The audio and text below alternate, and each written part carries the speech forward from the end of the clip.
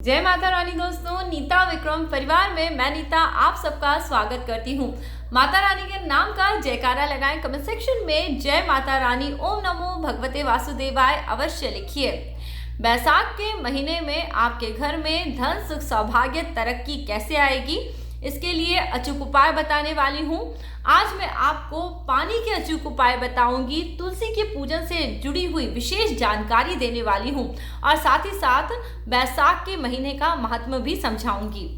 देखिए, बैसाख का महीना आपके जीवन में तरक्की लेके आता है। कुछ नया शुरू करना चाहते हैं, बहुत सारे अवरोधों से यदि जीवन में आप गुजर रहे हैं तो इन सभी अवरोधों को दूर कर सकता है। बहुत सारी ऐसी जानकारी जो आपके लिए बहुत बहुत इंपॉर्टेंट है, इस वीडियो में आज आपको मिलने वाली है। मैं हूं आपकी एस्ट्रो दीदी नीता विक्रम और आपके सभी सवालों के जवाब देती हूं, आपके लिए एस्ट्रोलॉजिकल प्रेडिक्शन भी लेके आती हूं। आप चाहें तो मुझे व्हाट्सएप नंबर के थ्रू कांटेक्ट करके अपना कंसल्टेशन बुक करा सकते हैं। और यदि आज वीडियो पे आप पहली बार आए हैं तो इस वीडियो को लाइक करिए और अधिक से अधिक इस वीडियो को शेयर करिए, जिससे ज़्यादा से ज़्यादा लोगों को ये महत्वपूर्ण जानकारी पता पड़े। सबसे पहले हम बात करते हैं बैसाख के महीने के बारे में। हिंदू पंचांग का शुरुआत दोस्तों चैत्र के महीने से होती है। चैत्र का महीना पहला महीना होता है और बैसाख का महीना दूसरा महीना होता है। हमारे सभी महीनों के नाम नक्षत्र के आधार पे होते हैं। जिस भी नक्षत्र में पूर्णमासी के दिन पे चंद्रमा होता है वही उस महीने का नाम होता है। तो इस महीने में पूर्णमासी के दिन पे चंद्रमा विशाखा नक्षत्र में रहेगा, इसलिए इस महीने को बैसाख का महीना बताया जाता है। और हर नक्षत्र के कोई ना कोई स्वामी होते हैं। विशाखा नक्षत्र के स्वामी देवगुरु बृहस्पति हैं और इस पूरे माह के स्वामी स्वयं मधुसूदन हैं। मधुसूदन भगवान श्री कृष्ण का ही एक नाम है और इस महीने में सुबह उठ के जल्दी स्नान करने का विशेष महत्व होता है, तुलसी पूजन का विशेष महत्व होता है और इसके अलावा भी ऐसी कई जानकारी है जो आज इस वीडियो में मैं आपको देने वाली हूँ। तो दोस्तों, आपको ये वीडियो कैसा लग रहा है, झटपट यदि अभी तक आपने कमेंट करके नहीं बताया तो जल्दी बताइए और आगे की जानकारी को ध्यान से सुनिए। देखिए, विशाखा नक्षत्र देवगुरु बृहस्पति का नक्षत्र है और इस महीने में आप सबने अक्षय तृतीया का पर्व जरूर सुना होगा। अक्षय तृतीया के दिन पे दो ग्रह अपनी उच्च अवस्था में होते हैं। पहला होता है सूर्य ग्रह और दूसरा होता है चंद्रमा, क्योंकि सूर्य देव अभी मेष राशि में भ्रमण कर रहे हैं और चंद्रमा अक्षय तृतीया के दिन पे वृषभ राशि में होते हैं। तो ये महीना आपके जीवन में धन लेके आता है, मान सम्मान लेके आता है। आपके जीवन में जो भी कार्य नहीं बन रहे हैं उन सब कार्यों को ये महीना कर सकता है, इसलिए ये महीना बहुत बहुत विशेष होता है। बैसाख के महीने में आने वाली चौथ, बैसाख के महीने में आने वाली अमावस्या, एकादशी, पूर्णमासी हर दिन बहुत महत्वपूर्ण होता है। तो अब दोस्तों, हर दिन जो लोग पूजा पाठ करते हैं या विशेष तीज त्योहार पे जो पूजा पाठ करते हैं उन्हें तो सभी बातों का ज्ञान होता है, परंतु कई लोग होते हैं जो हर दिन सब काम नहीं कर पाते। तो उनके लिए कुछ छोटे छोटे और असरदार उपाय, जिससे कि उन्हें अत्यधिक पुण्य की प्राप्ति होगी। और पुण्य बढ़ने से क्या होता है, जीवन में हमारा कल्याण होता है, ईश्वर हमारे साथ आते हैं और हमारे जीवन के दुख कष्टों को दूर करते जाते हैं। सबसे पहली बात, ये गर्मी का मौसम भी चल रहा है और जो बैसाख का महीना आता है ये गर्मी के मौसम में आता है। तो इस पूरे मौसम में आप सबसे पहली बात पानी की बर्बादी ना करें, क्योंकि इसी महीने में जैसा कि मैं आपको बता रही हूँ चंद्रमा उच्च के होंगे और सेम दिन जिस दिन पे सूर्य भी उच्च के हों। तो आपको इस पूरे महीने में कोशिश करना है पानी को बर्बाद नहीं करना है। कई लोग आपको बताएंगे जल यहाँ डाल दीजिए, जल वहाँ डाल दीजिए, मैं भी आपको बताऊंगी जल कहाँ देना है, पर पानी बर्बाद नहीं करना है। इस बात का विशेष ध्यान रखिए। जल ही जीवन है। जो लोग जल के साथ अच्छा व्यवहार करते हैं, जल को सोच समझ के खर्चा करते हैं, उनके जीवन में मानसिक कष्ट नहीं आता, व्यर्थ की चिंताएं नहीं होती, तनाव नहीं रहता और उनको स्ट्रेस की भी प्रॉब्लम नहीं होती है।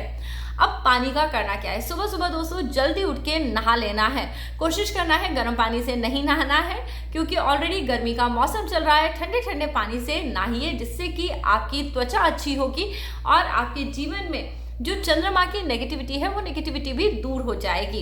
सुबह उठ के स्नान करने के बाद आप 1 लोटे जल से सूर्य देव को अर्घ दें। अब दोस्तों, जो लोग सब दिन अर्घ नहीं देते उन्हें भी इस महीने में सूर्य देव को अर्घ जरूर देना चाहिए। ऐसा मैं इसलिए बता रही हूँ क्योंकि सूर्य देवता अभी मेष राशि में है और डिपेंड करता है आपकी कुंडली में सूर्य हो सकता है अच्छे ना हो, सूर्य सप्तम राशि में हो, या सूर्य तुला राशि में हो। तो इस तरह से दोस्तों जब सूर्य अच्छा नहीं होता तो इंसान की बार बार बेइज्जती होती है, जॉब अच्छा नहीं चलता, पिता के साथ संबंध अच्छे नहीं रहते, मान हानि होती रहती है और बहुत सारे संतान संबंधी कष्ट भी सूर्य अच्छा न होने से आते हैं। तो इस महीने में आप कोशिश करिए सुबह सुबह उठें और सूर्य को जल दें।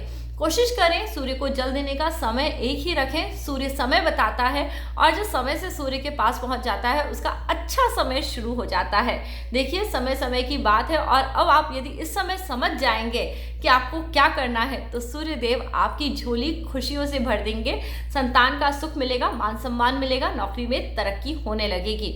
मैं आपको एक समय दे देती हूँ सूर्य देव को जल देने का समय। सुबह 6 बजे, 7 बजे, 8 बजे इस तरह से रखिएगा। कोई भी एक समय रखिए और कोशिश करिए एकदम डॉट टाइम पे सूर्य देव को आप जल दे दें। देखिएगा आपको बहुत जल्दी अच्छे असर देखने मिलेंगे। जिन लोगों की नौकरी नहीं लग रही है विशेष तौर पे उन्हें नौकरी जरूर मिल जाएगी। अब दोस्तों दूसरा उपाय बता रही हूँ, तुलसी को जल से सींचना। आप बोलेंगे इसमें नया क्या है, हम तो रोज तुलसी को अपने घर में जल से सींचते हैं। अब आप जल से तो सींचते हैं पर आपकी कोई इच्छा क्यों नहीं पूरी होती। तुलसी माता तो बहुत ज़्यादा प्रभावशाली है। ऐसा कहते हैं जिस घर में तुलसी होती है उस घर में दुख नहीं आता। फिर भी दोस्तों मैंने ऐसे बहुत घर देखे हैं जिनमें तुलसी के पेड़ पूरी बगिया की बगिया लगी हुई है और उस घर में दुख भी रहते हैं। ऐसा क्या है, हम ऐसी क्या गलती कर रहे हैं तुलसी पूजन में जो हमारे घर में सुख खुशियाँ नहीं आते।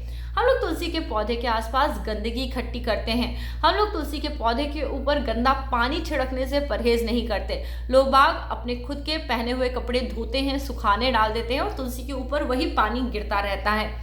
कृपा करके आप तुलसी माता को इस प्रकार की पूरी गंदगी से अलग रखिए। तुलसी माता को कम से कम पानी से सींचिए। बहुत ज़्यादा मात्रा में भी कई बार तुलसी के पौधे में जो लोग पानी डालते हैं वहाँ पे वो तुलसी का पौधा खराब हो जाता है। देखिए तुलसी का पौधा क्या दिखाता है, बुध ग्रह को दिखाता है। बुध ग्रह है हमारी इंटेलेक्ट, हमारी चालाकी और हमारी समझदारी। जिसकी समझदारी अच्छी होती है वो जीवन में बहुत बहुत तरक्की करता है। और जब हम अपने तुलसी के पौधे पे जल देते हैं और विशेष तौर पे तांबे के लोटे से यदि हम जल देते हैं तो हमारे जीवन में बहुत सारे कष्ट दूर होने लगते हैं। क्योंकि जल क्या है, चंद्रमा है और तांबे का लोटा सूर्य हो जाता है। तो सूर्य, चंद्रमा और बुध ये तीनों ग्रह मिलके आपकी बड़ी से बड़ी परेशानी को दूर कर देते हैं। देखिए सूर्य देवता राजा है, चंद्रमा रानी है और बुध क्या है, राजकुमार। जब पूरा का पूरा राज परिवार आपकी मुट्ठी में होगा तो कोई आपके हाथ के नीचे से कैसे आपको परेशान करेगा। यानी पूरा का पूरा राज दरबार अपनी मुट्ठी में करिए और तांबे के लोटे से तुलसी माता को जल दीजिए।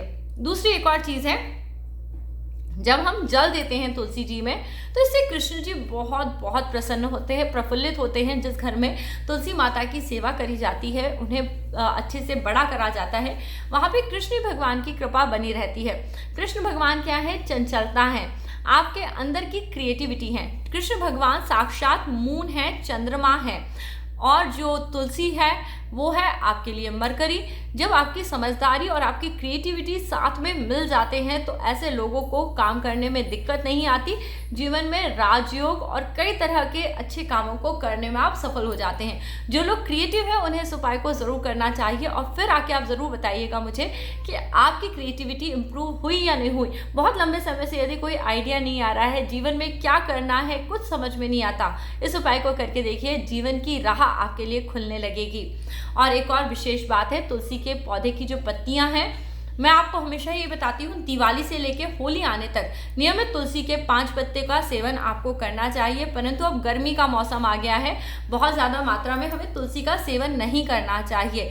आपको इसलिए तुलसी के जो पत्ते हैं, तुलसी की जो मंजीरी है, उसको ठाकुर जी को ज़रूर अर्पित कर देना चाहिए।